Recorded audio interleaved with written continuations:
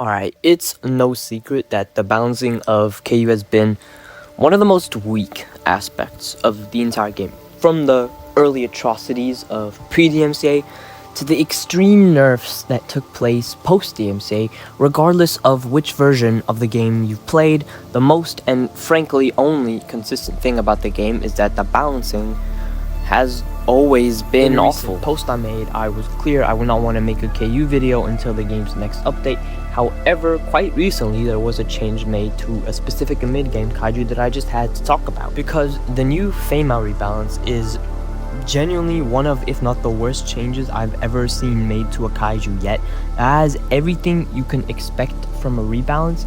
The unnecessary nerf, the tiny buff that doesn't change anything but is added just so the overall rebalance doesn't look bad, and one of the most baffling changes made to the game since pre-DMCA. Let's take a look at this rebalance first and explain what exactly is wrong about this change.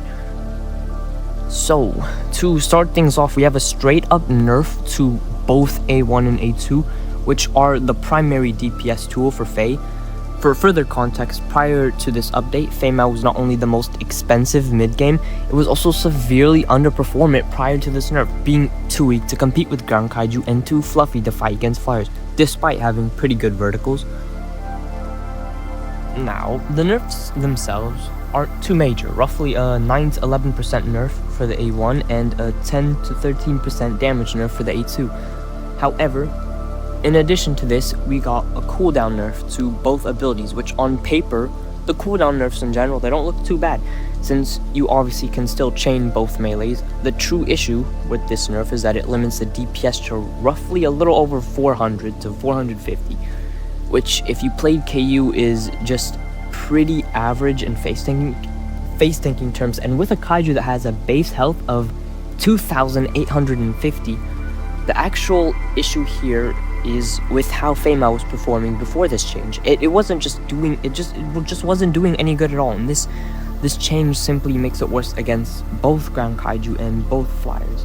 By flatlining its DPS and giving it a roughly 10% damage nerf, the change actually just does not make any sense to me.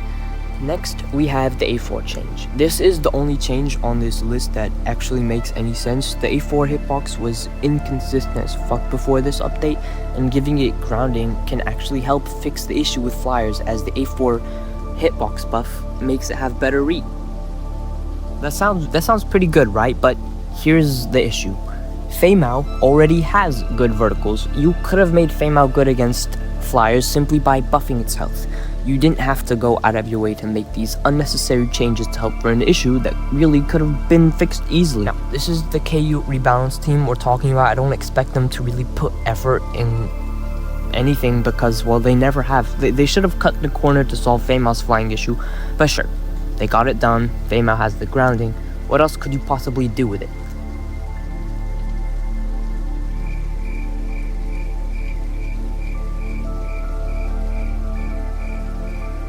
Like, are we serious? You already gave Female good vertical hitboxes, grounding on the A4, and now you give the A5 grounding for 10 seconds, while the A4 only has 5. Make it make sense? Why would you go out of your way to give the A4 only 5 seconds of grounding and not 10? Like, if you're going to land a breath attack that has a startup, I would hope that my opponent is grounded long enough for me to actually do something. But instead, we give 10 seconds of grounding to an ability that's pretty much impossible to miss. Like, what are we actually doing here? Like, this is Gabera's hypnosis all over again. Except, what if the Gabera actually had good DPS? It's like this game is just going out of its way to make the most nonsensical changes. I mean, did they even think about how this would be, like, abused by teamers and such? Of course not. Now, to give them the benefit of the doubt, neither of the grounding changes have yet been added, as status effects don't usually get added until quite a while later, but this is planned, and I'm sure in the next update we'll see this atrocious grounding changes get added in. But let's look at what did get added. a small A4 buff, and a straight up DPS nerf to one of the most underperforming kaijus in the whole game, which mind you costs like 80k.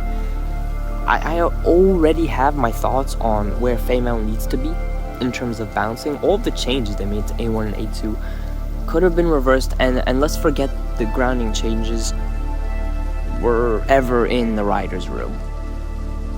The only thing Female needed was a small health buff and a big price nerf, and there you go. That's all it needed. Instead, we get one of the most baffling, atrocious, vile changes to the game. I have not seen changes of this horrible degree since the September rebalance update pre-DMC. I really have nothing more to say.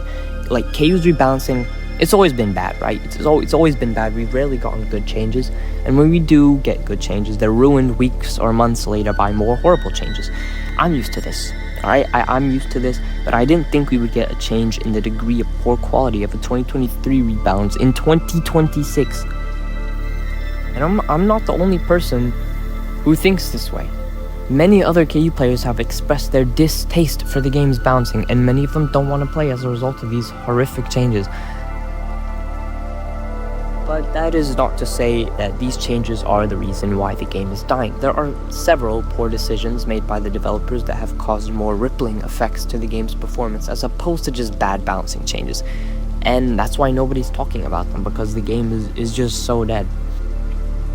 I just wanted to make this quick rant to spread awareness about this change, and perhaps when the game finally reignites back to life, I will make a dedicated video dissecting the most poor rebalance changes of recent years and why bad balancing will eventually kill the game if bad development direction doesn't.